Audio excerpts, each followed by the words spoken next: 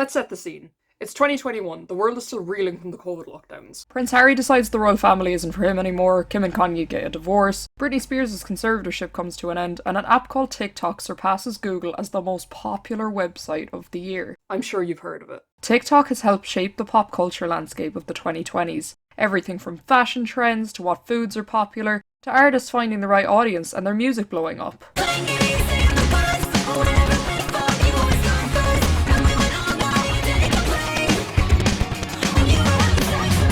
Maybe this isn't always a good thing.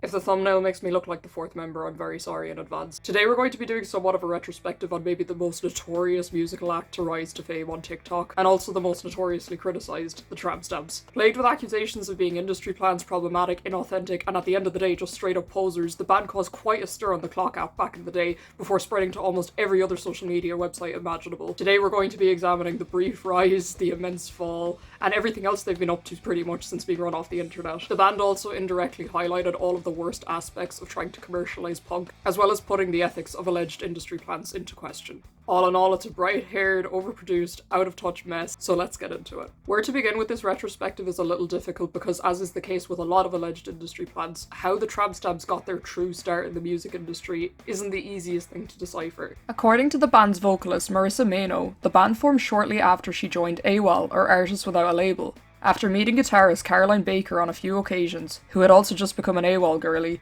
the two linked up with drummer Paige Blue, who Marissa had previously written with, and the three composed the song I'd Rather Die.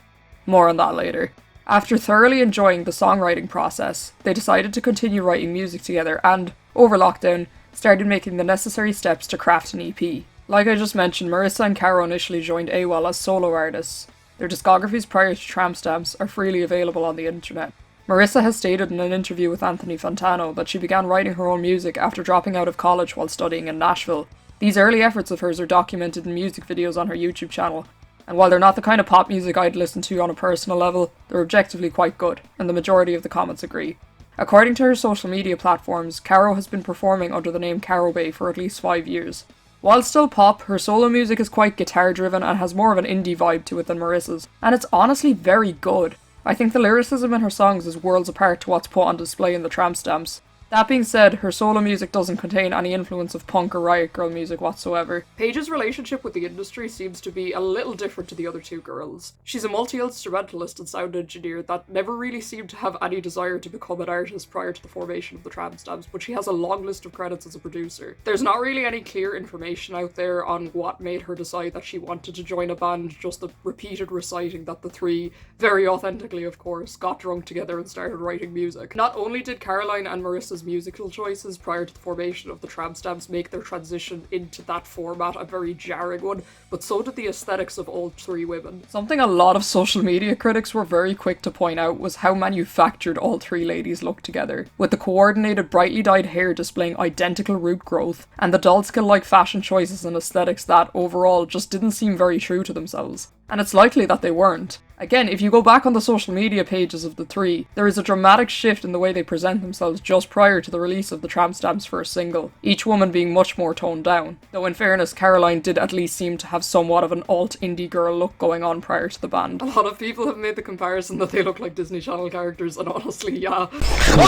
Just judging by appearances and introductions, the Tramp Stamps were already off to a pretty rough start in getting along well with the internet. Their sudden affliction for inauthentic Riot Grrrl aesthetics wouldn't be the only thing the Tramp Stamps were immediately criticised for. January 2021, they would release their first single, titled Sex With Me.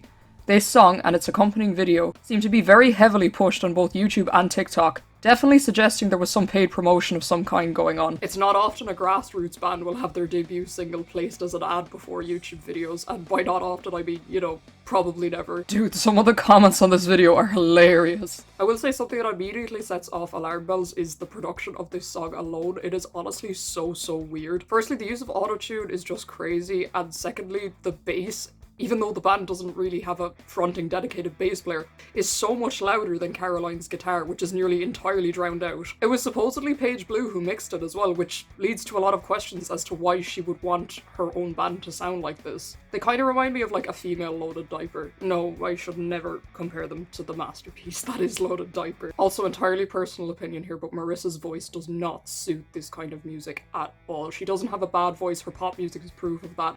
But Sex With Me is proof that, like, she's not for this genre. She's just not. The lead vocals are awful. They just put on this over-exaggerated modern pop-punk affectation that pushed to the point of parody. I need all my vows to be over-exaggerated. Also, listening back to it for this video, God, the lyrics are too much. Super vulgar and try-hard. On top of the criticisms towards the song itself, while the music video is rather simplistic in terms of how it's shot, it's not exactly something you'd expect to come from an unsigned small budget artist either. It looks very rehearsed and highly edited. Unfortunately, when putting this video together, I realised the Tramp Stamps TikTok page as well as their website and a bunch of other stuff that was on the internet about them has just been lost to the void. While I can completely understand why the three women probably wanted this part of their lives scrubbed from the internet, I have had to outsource some footage from other creators about this topic. Full credit to those creators, and if you want more timely commentary on this whole situation after watching this video, I have all of the videos linked in the description. The three of them started making more personal videos, if you can call them that, on TikTok in an effort to boost notice to their music. This somewhat backfired, however, as more cracks in the girls' punk personas became more noticeable. For example, when doing a TikTok quiz on extremely well-known emo songs, the girls knew pretty much none of them. People on the Clock app also found the band's origin story to be dubious at best, and their messaging and lyrics to be shallow. They would also post covers to their TikTok page that would often be poorly received. It was through their TikTok page that they announced they were releasing music through their own label, Make Tampons Free, which was considered a subsidiary of AWOL, though this categorization as a subsidiary was not something the band would make very clear. The band released their second single, 1-800-Missed Your Guts, in March of 2021, and it honestly didn't really fare any better than Sex With Me.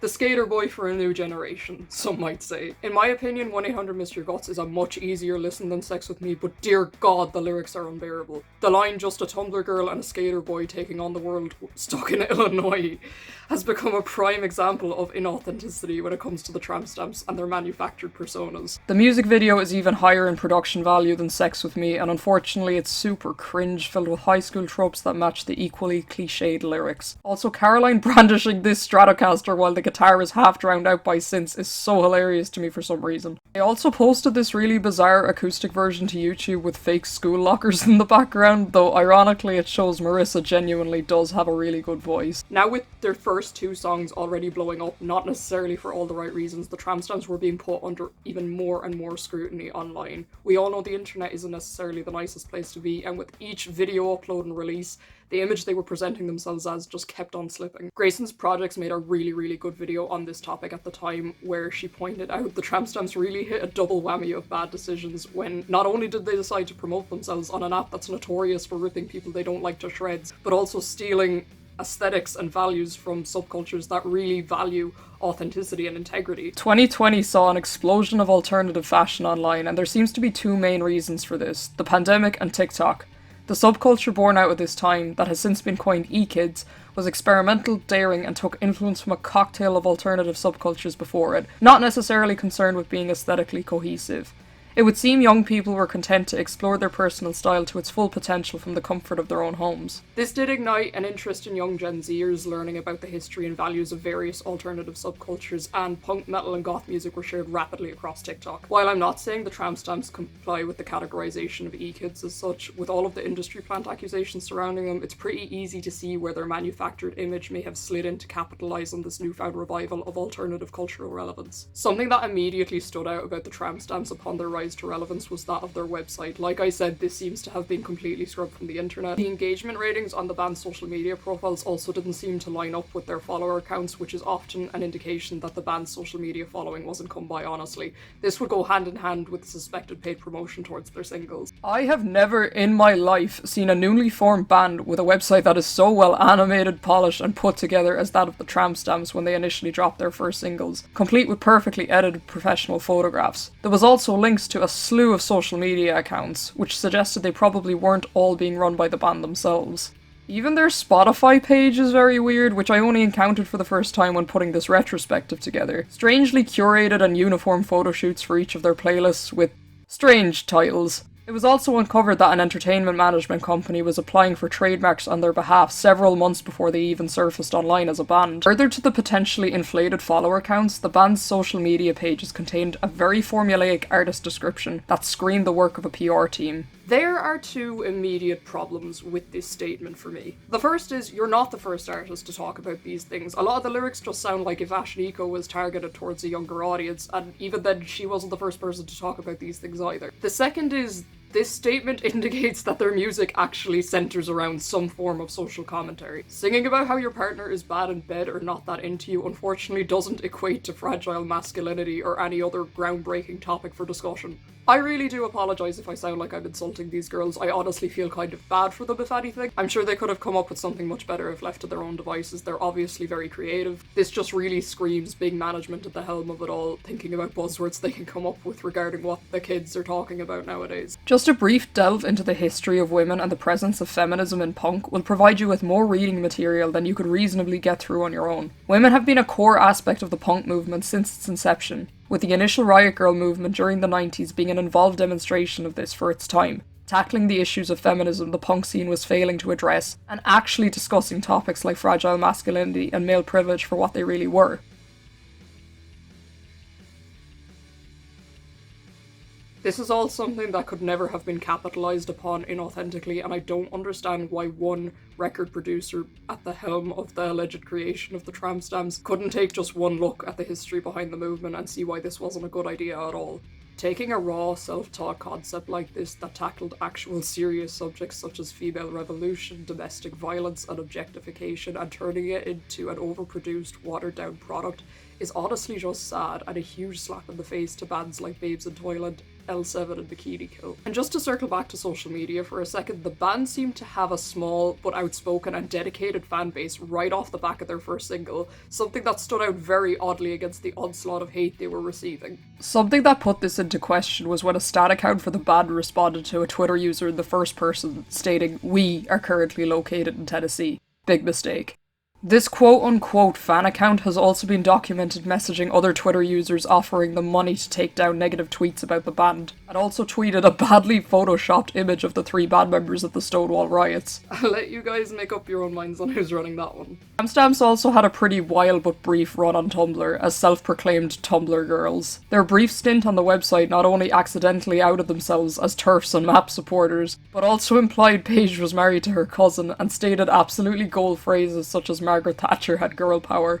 If you're not familiar with this topic and you're curious, Strange Aeons has a really hilarious video covering the Tramp Stamps Tumblr-related incident specifically. I'll link it in the description. I'm not gonna labour on this point too much because while people really ran with this narrative that the band were chased off the internet, these accounts were unfortunately run by trolls. They did have one single real blog on the site, which they really did deactivate in under a day, but it's not the source of all of the memes you've probably seen if you're watching this video. With aesthetics and music that seemed carefully but inaccurately crafted to represent these subcultures, and an online presence that was put together a little too meticulously for comfort, the industry plant allegations came flooding in, and they would prove to be just the first in quite a few Tramp Stamps controversies. The hate received by Sex With Me at 1-800 would pale in comparison to the hate received by I'd Rather Die. This is the point where not only all talk had turned on them, but also the entire internet. It's essentially Sex With Me Part 2, but with more problematic lyrics. The verse lyrics basically deal with Marissa describing the female version of Blue Balls, complaining about being sexually dissatisfied, and sick of the guy in question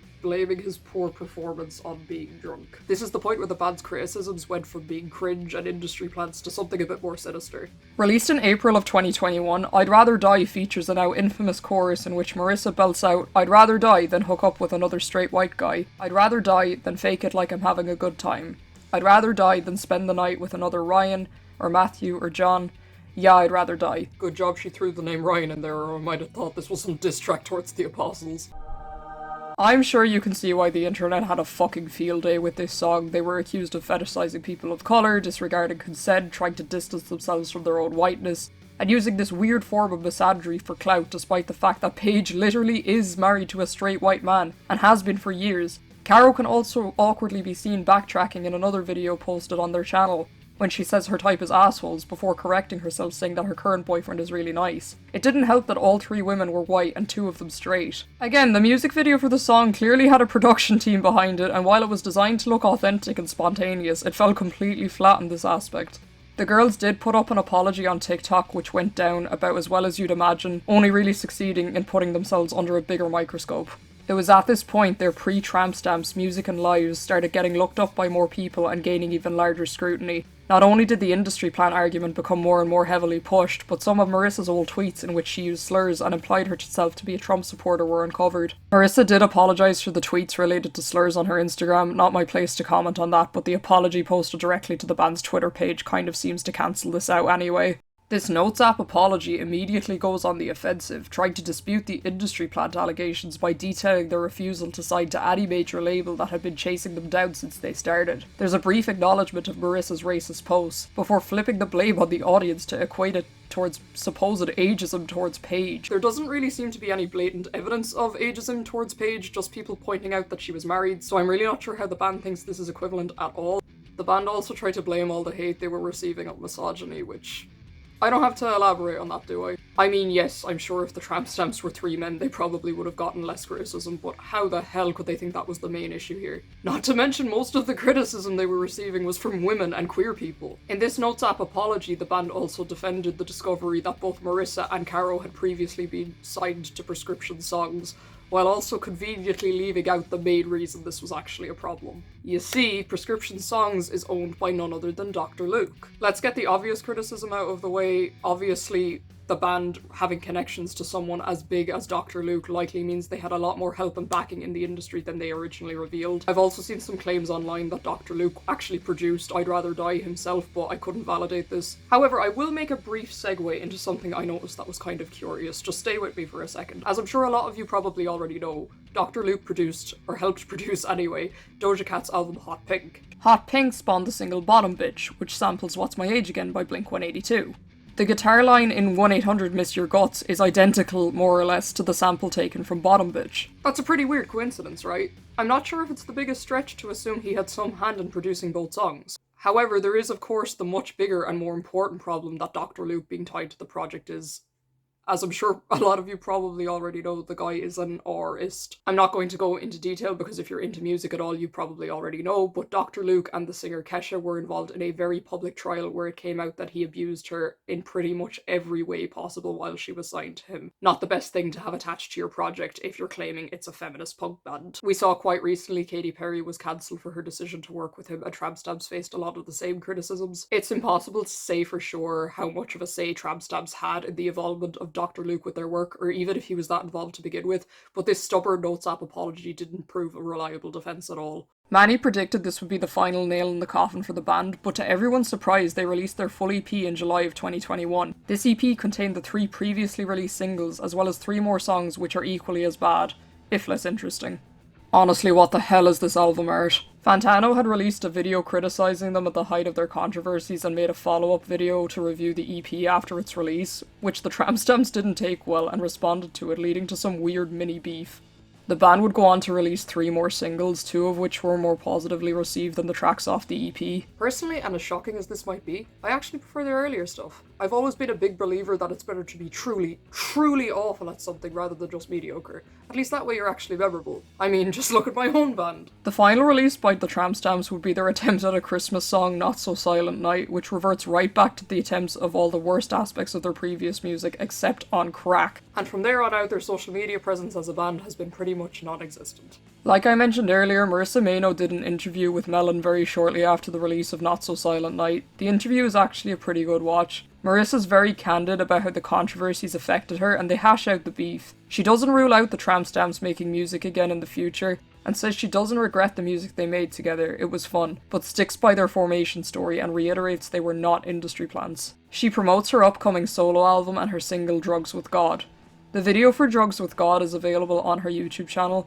It's very different to her pop music prior to the Tramp Stamps, and was more positively received than anything the band released. It's not my thing, but I have to admit once again, it showcases that she is genuinely very talented as a vocalist. Despite what Marissa promoted in her interview with Fantano, the Drugs Who God music video has actually been the last thing uploaded to her YouTube channel. She's pretty active on her Instagram, but it seems to mostly be personal content rather than anything related to her music, though there was a Spotify single, Lock Me Up, that was released in 2023. Caro has been much more active and consistent with releasing music under her Caro Bay name since the Tramp Stamps debacle, and she has released several singles and EPs during that time. She also continues to actively write and produce songs for other artists. Paige has remained active as a songwriter and producer, which honestly she seemed much more passionate about anyway, and last April she and her husband announced they were expecting a baby together, which is, you know, nice. While the Tramp Stamps never officially announced they were disbanding, there hasn't even been a whisper of new music or any attempt to revive their barren social media presence whatsoever. The girls don't even seem to really co-write each other's solo music anymore, though I could be wrong on this. I think it's safe to say that realistically this is probably for the best. It didn't seem to be a music genre that any of the three were genuinely passionate about anyway. As Marissa detailed in her interview with Fantano, that kind of hate would do horrendous things to your mental health.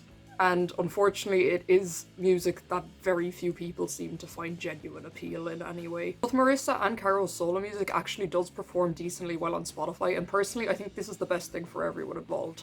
Personally, after I've uploaded this video, I actually am going to check out more of Caro Bay's stuff because I do really enjoy what I've heard so far. I just realised I've been recording with the wrong light setting the entire time.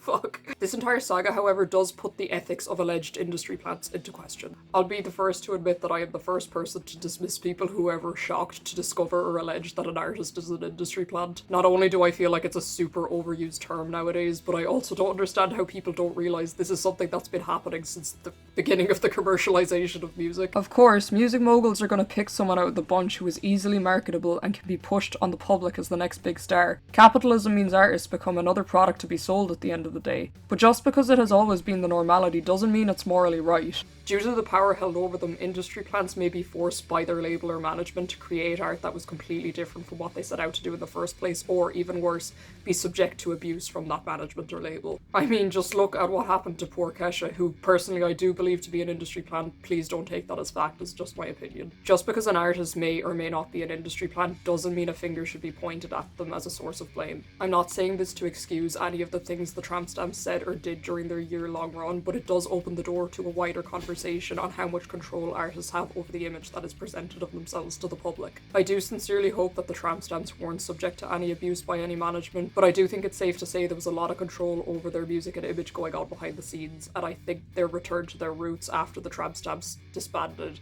is proof enough of that, honestly. I really don't think this is the creative path they would have gone down if they had been left to their own devices. All in all, if the Tramp Stamps were an experiment by record companies, I think the results would show that a poorly formulated Riot Girl band is not something that can be effectively marketed to Gen Z. There has been nothing quite like them since, at least nothing that's gained notoriety on such a large scale.